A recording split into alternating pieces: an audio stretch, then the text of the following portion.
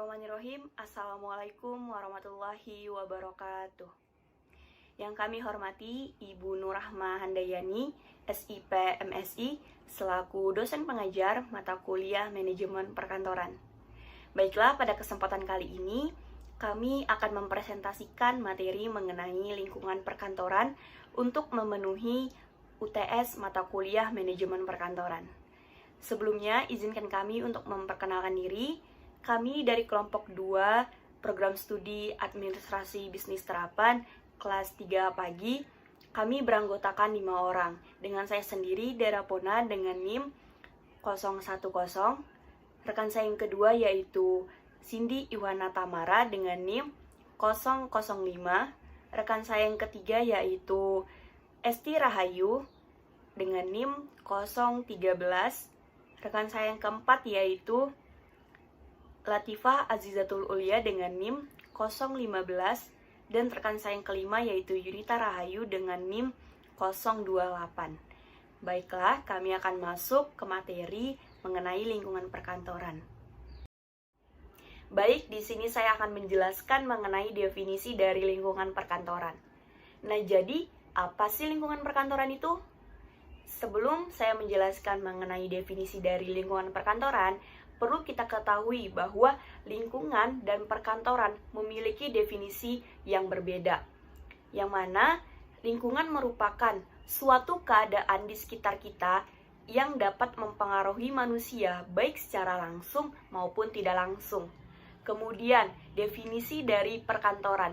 Nah, jadi perkantoran merupakan suatu bangunan atau ruangan yang di dalamnya terdapat kegiatan tata usaha untuk memulai, membenahi, mengembangkan, serta mengawasi kegiatan yang dilakukan.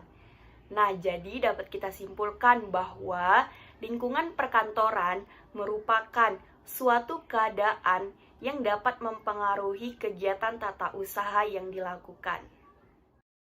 Baiklah, di sini saya akan menjelaskan tentang lingkungan yang sehat.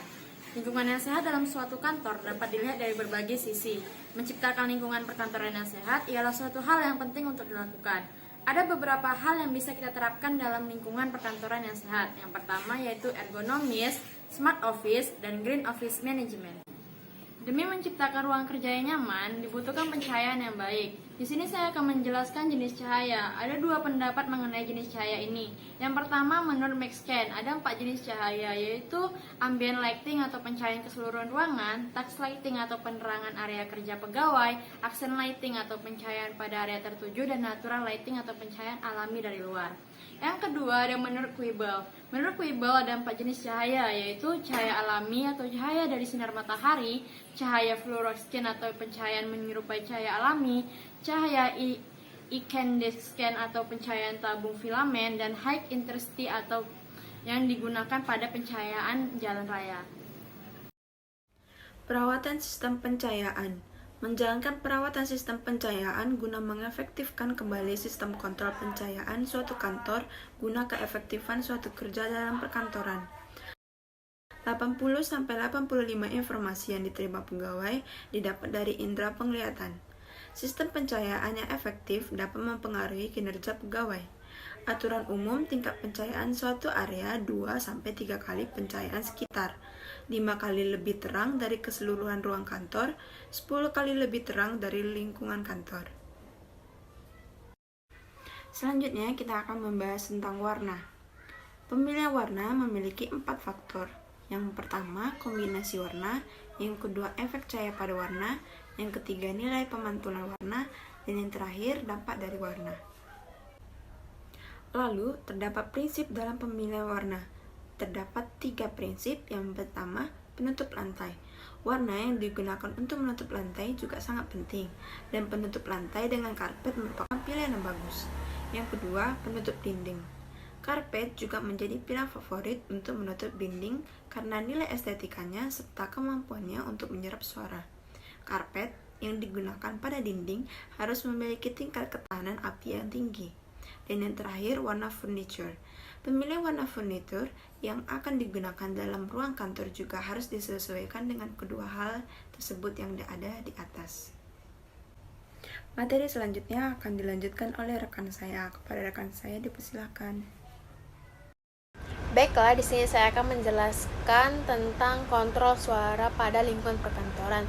Jadi, yang harus diperhatikan adalah yang pertama yaitu kontrol suara yang baik. Jadi, tingkat kebisikan pada kantor ini merupakan faktor lingkungan yang harus dipertimbangkan untuk mengelola produktivitas para pegawai.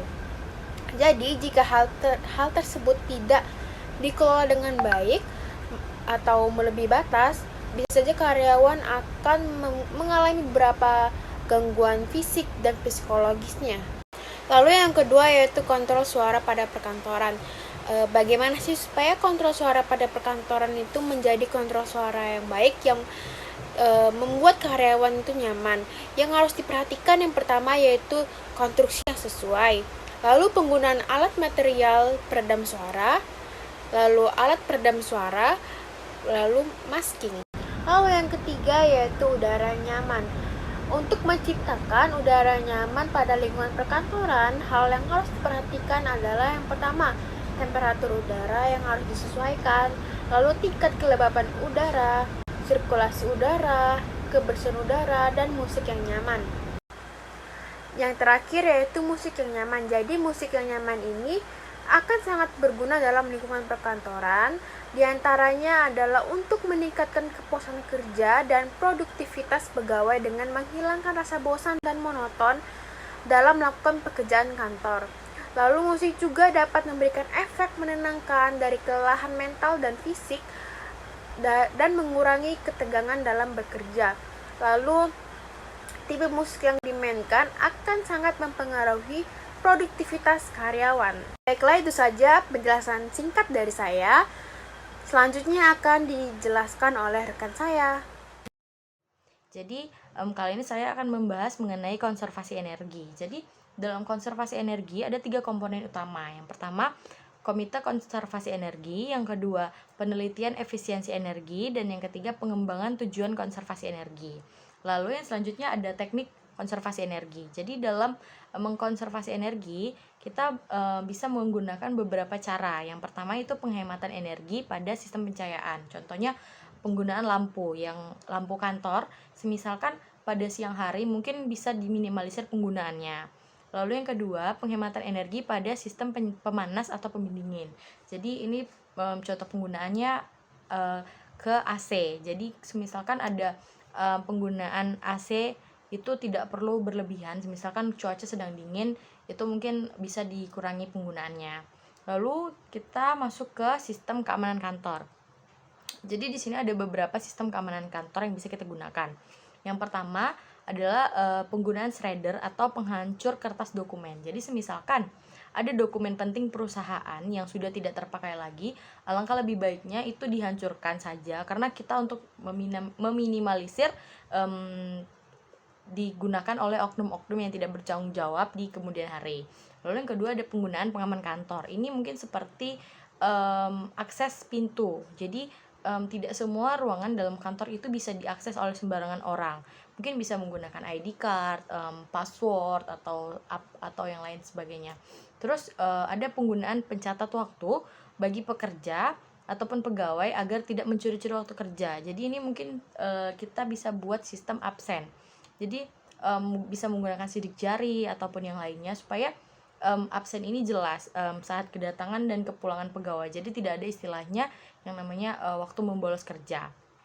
Lalu yang terakhir, ada sistem keamanan yang terintegrasi menggunakan password untuk mengakses data di komputer. Jadi komputer ini merupakan salah satu bagian terpenting dalam administrasi. Jadi di dalamnya tuh memuat banyak data-data penting perusahaan. Jadi komputer ini alangkah baiknya dilengkapi dengan sistem keamanan yang ketat. Mungkin bisa dengan menggunakan password.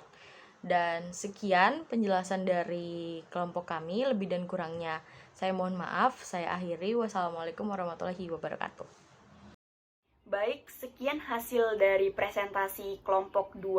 Apabila terdapat kesalahan serta kekurangan, kami mohon maaf. Akhir kata, wabillahi taufik wal hidayah. Wassalamualaikum warahmatullahi wabarakatuh.